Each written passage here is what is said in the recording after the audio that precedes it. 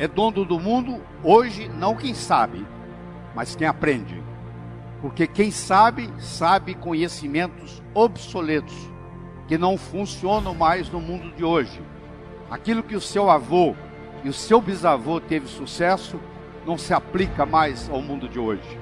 Teve uma época que se vendia roda de carroça, roda de carruagem, se ganhava muito dinheiro.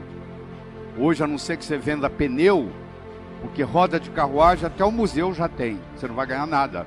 Seu bisavô pode ter ganho muito dinheiro vendendo roda de carruagem, mas para o mundo de hoje, isso não funciona mais. É muito mais complexo viver hoje do que era 20 anos atrás. A complexidade como um todo aumentou. Segundo, nós vivemos num mundo veloz. Nós vivemos no mundo da velocidade da luz. Sai uma notícia, imediatamente você tem acesso a essa notícia. Isso acontece em tempo real. E terceiro, vivemos num mundo incerto. Não adianta você ficar fazendo programação para daqui 10 anos. Você vai ter que mudar a sua estratégia, porque dependendo do que estiver acontecendo, tem que haver uma mudança de estratégia. E às vezes acontece com você o inesperado, que nós temos que estar preparados para essa incerteza, que nós não sabemos o que esperar. De repente acabou o muro de Berlim, de repente o dólar sobe, de repente o dólar cai, aí toda a estratégia que você fez vai por água abaixo. Eu gosto muito do exemplo do bambu chinês. Você que é internauta, eu lhe aconselho quando você chegar em casa hoje, você digitar bambu chinês no Google e provavelmente você não vai conseguir dormir, só de escutar a história do bambu chinês. O bambu chinês, ele é assim, ó. Você planta ele, no primeiro ano ele não dá nada, no segundo ano ele não dá nada, no terceiro ano ele não dá nada, no quarto ano ele não dá nada, no quinto ano ele cresce 12 metros acima do solo. De repente, 12 metros acima do solo. Aí você fala, mas que coisa interessante. É, interessante. Mas se você for mais perceptivo, você vai ver que se você olhar abaixo da superfície da terra, é uma raiz ali que começa a crescer. No segundo ano ele não deu nada, mas a raiz aumentou. No terceiro ano ele não deu nada, mas a raiz aumentou. No quarto ano não deu nada, mas a raiz aumentou. E no quinto ano existe uma raiz forte e grande o suficiente para manter 12 metros acima do solo. Isso é uma coisa que nós temos que ensinar para os nossos jovens. Roma não foi construída em um dia. O jovem tem uma ansiedade muito grande para que as coisas aconteçam. E aí você mostra para eles o exemplo do bambu chinês. O bambu esperou pacientemente por 5 anos para ter o sucesso que ele tem e se colocar 12 metros acima do solo.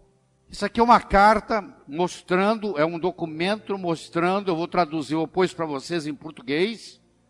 A sua aplicação para o doutorado não foi aceita dessa vez e, portanto, você não é elegível para a posição de professor associado. Em conclusão, nós achamos que a sua hipótese é mais de caráter artístico do que propriamente físico. Isso está datado em 1903.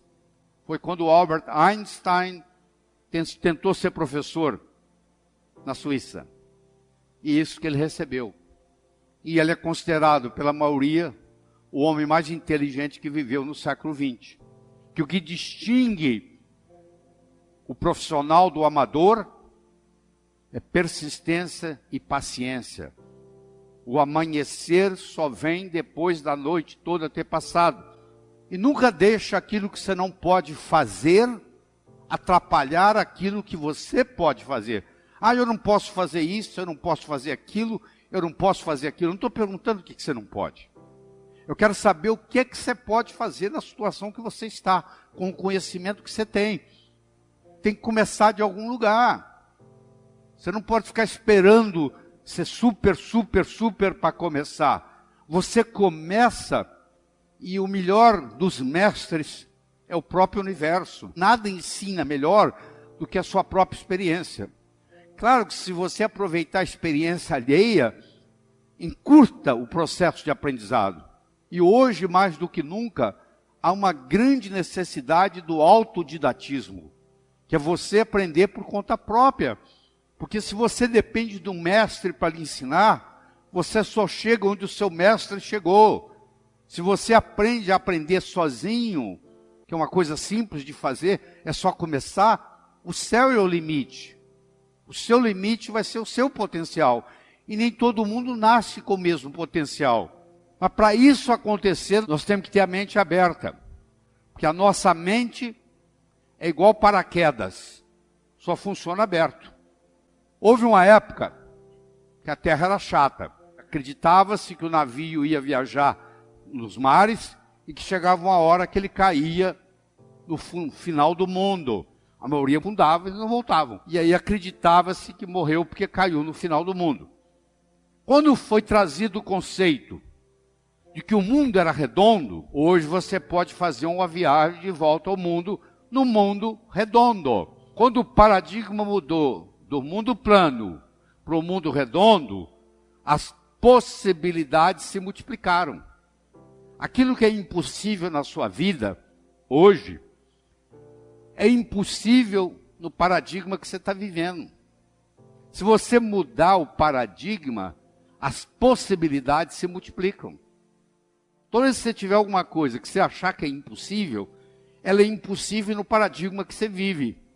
Se você mudasse o paradigma, como aconteceu aqui, as possibilidades agora de volta ao mundo vão aparecer. O que é saber, o que é consciência de saber?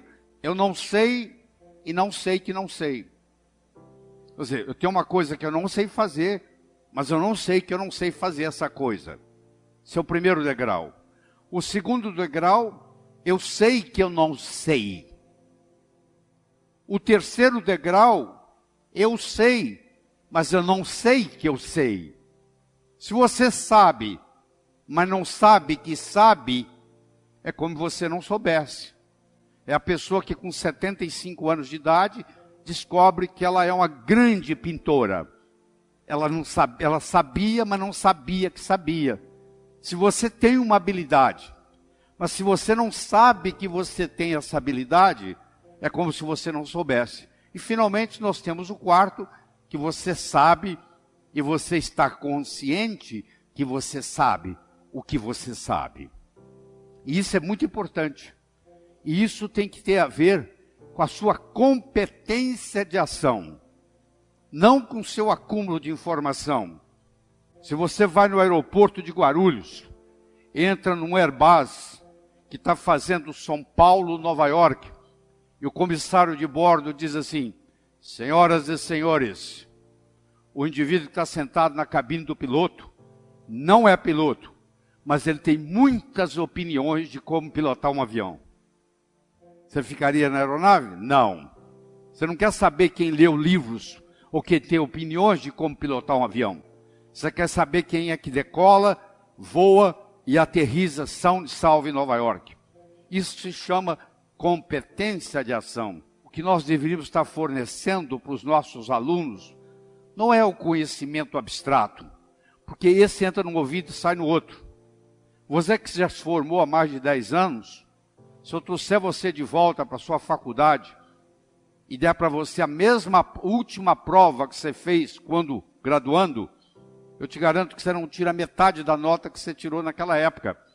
Porque muito daquilo abstrato que você aprendeu já não existe mais no seu cérebro. Sumiu. O que realmente permaneceu é aquilo que você tem competência de ação. Se você aprendeu a nadar e tem 20 anos que você não nada, eu te colocar numa piscina aqui, você vai nadar.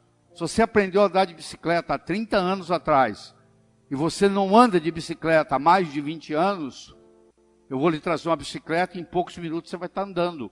Porque aquilo ficou com você para o resto da vida.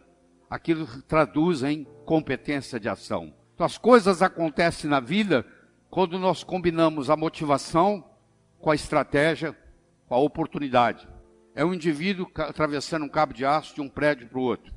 Você há de convir que 3 coisas são necessárias. Ele precisa querer, se ele não quiser, ele não anda. Ele precisa de saber, se não souber, ele cai. E precisa haver cabo de aço.